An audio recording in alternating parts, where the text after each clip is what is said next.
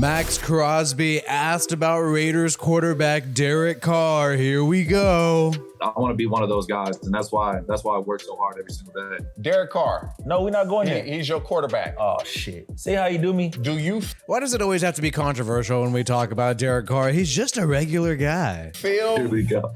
he gets his respect across the league? I don't think so. You know, a lot of people have their opinions, but I think Derek, you know, since day one, Derek's been here almost 10 years, and he's always been a bright spot on the team, no matter what's been going on. He's had like 6 head coaches. There's always change, but he's been consistent through the whole thing. So I know people, it's easy to point to 6 head coaches: Dennis Allen, Jack Del Rio, John Gruden, Josh McDaniels. I guess you can count Rich Bisaccia and Tony Sperano. Okay, so 6. I guess that's 6. the finger at the quarterback and blame him. But it takes a whole team to win. And I feel like Derek has done a great job. And I've been here 4 years now, and every year he's gotten better and better. So like you said, no matter what anybody else has to say, like Derek's a super confident dude, and like he's a guy you want on your team. You know, I think he does a great job. So I got DC's back till the end. As you should. And Derek Carr has had an unusual year so far. You haven't seen that high completion percentage that he usually has. And so you've only seen him pass 300 yards in one game this season, has only had 2 TDs max in one game this season. So he needs to raise this production in the passing game, and I think it will only raise if he gets the ball to Hunter Renfrow and Darren Waller more often. We've seen Derek Carr be able to connect with Davante Adams. He's been able to pass 100 yards in several games, but you haven't seen that happen with Renfrow and Waller, the 2 other passing targets who the Raiders paid this past offseason. So Derek Carr, Josh McDaniels, they need to find a way to get these 2 guys involved, and if that happens, and you're going to see these numbers raised for Derek Carr. You're going to see him have more than 9 touchdowns this year and more than 1,500 yards this year. And it's also been interesting to see the Raiders run the football a lot more than expected. We thought this was going to be a high-flying passing attack, but Josh Jacobs having such career numbers is obviously going to lead to Derek Carr's numbers being a lot lower than expected.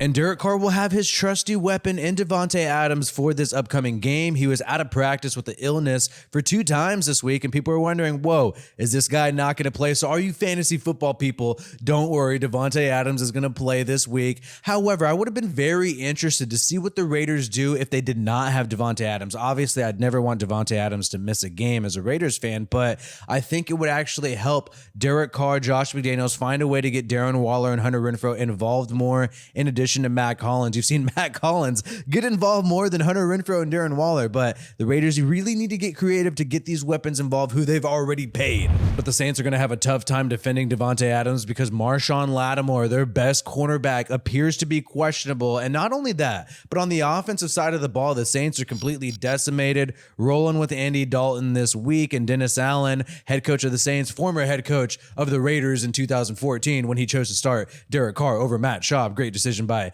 Dennis Allen in 2014. But Michael Thomas and Jarvis Landry, wide receivers for the Saints, are going to be out in this game versus the Raiders, which should be great for the Raiders defense. We know we're already without Nate Hobbs. Anthony Averett's been filling in. Then you have Amik Robertson there, along with Rock Yassin, who's had a great season so far. So this makes things just a little bit easier for Patrick Graham on that defensive side of the ball. And hopefully that could lead to more possessions for Derek Carr, more opportunities to get the ball to all his different targets, and more opportunities to have, you know, a season high game this week. Maybe 3 touchdowns and over 300 yards would be a great game for Derek Carr. And the Raiders will also have some extra motivation in this game. If it wasn't already facing your former head coach, Derek Carr, Mark Davis would have some motivation in that game going against the defensive-minded Dennis Allen. That's got to pump you up a little bit. But also Alvin Kamara talking mad trash about this relationship Dennis Allen has with the Raiders. Alvin Kamara in the press conference this week on Saints head coach Dennis Allen facing his former team, the Raiders, Alvin Kamara said, S-word, we're going to whoop their ass and make Dennis Allen feel good. So without Michael Thomas, without Jarvis Landry, you pretty much only have Chris Olave and Alvin Kamara on the offensive side of the ball. I think it's pretty obvious what the Saints are going to do. Alvin Kamara, play action, Chris Olave. That's pretty much all they have to do in this upcoming game. Alvin Kamara's going out on a limb and talking some trash, so this has to motivate the defense. You want to say you're going to whoop the Raiders' ass just because you're playing in New Orleans, bro. I don't think that dome's going to help you enough. And Saints fans haven't been happy at all. This is a franchise that's been declining this year. They're not happy with Dennis Allen. They want him fired. The team hasn't looked the same since Sean Payton has left. They haven't had a quarterback since Drew Brees has left. Taysom Hill is a cute thing to have in your offense, but it's cute and it's kind of just a one-trick pony that can't really last throughout a whole season and can't sustain a whole four-quarter game. And I think Saints fans are tired of it. And if it was up to them, I think they'd want to rebuild. They want to ship Alvin Kamara away, get rid of Dennis Allen, get rid of Michael Thomas, and then just try to rebuild something new with Chris Olave leading that group. So Jordan Schultz is reporting that Raiders safety Johnathan Abram is a trade candidate still. We know we heard about this from Jeremy Fowler a couple weeks ago, and at least 3 times he's been called on. So people are inquiring about Johnathan Abram. 3 different teams, 26 years old, former first-round pick. Interesting to see this happen because the Raiders seem like they have a good amount of depth at safety. You saw Duran Harmon have that pick 6 last week, and then you also have Trayvon Merrick, of course, the second-round pick in 2021.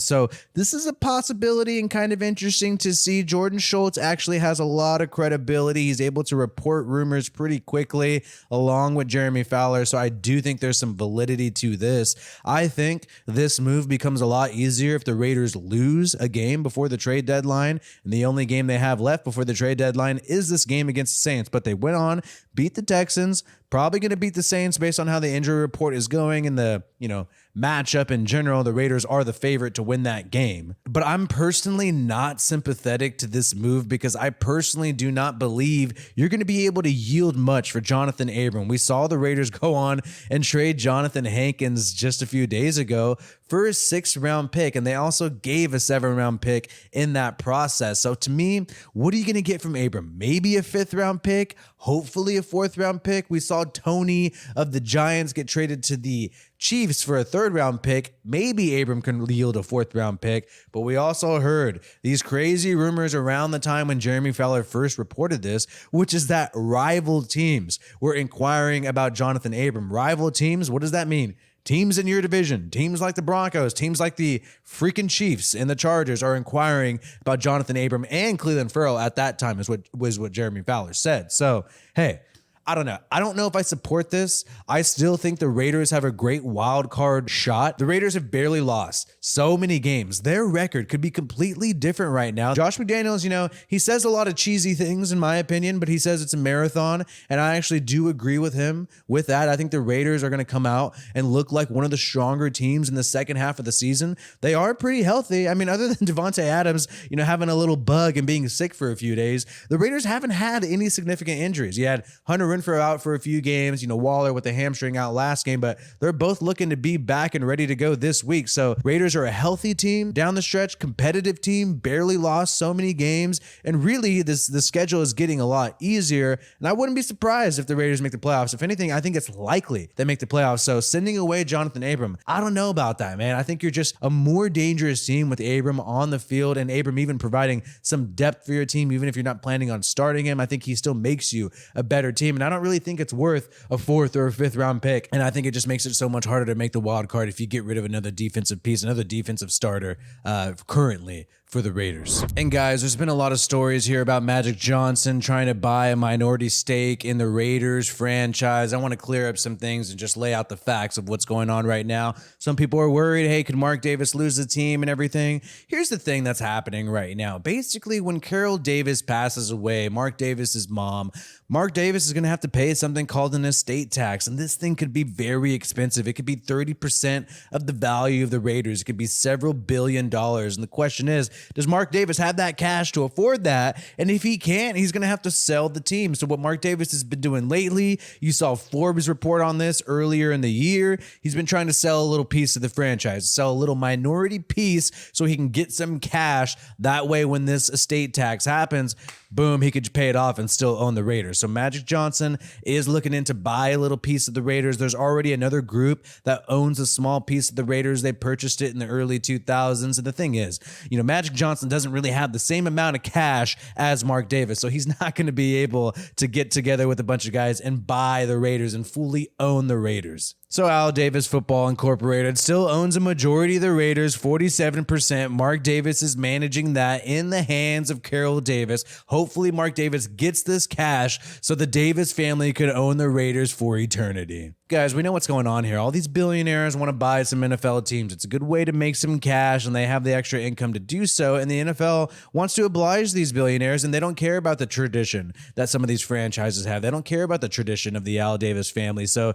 Jeff Bezos, we know he's probably interested in buying a team. We've seen the Walton family, Walmart, buy the Broncos. We're not going to let Jeff Bezos buy the Raiders. So hopefully the Davis family gets everything under control. Whoa, whoa, whoa. We are almost at 31,000 subscribers. Hit that subscribe button and let me know how many subscribers I have when you click that button. It keeps this channel going. My name is WiFiWillie. Peace out, and I hope you have a good one.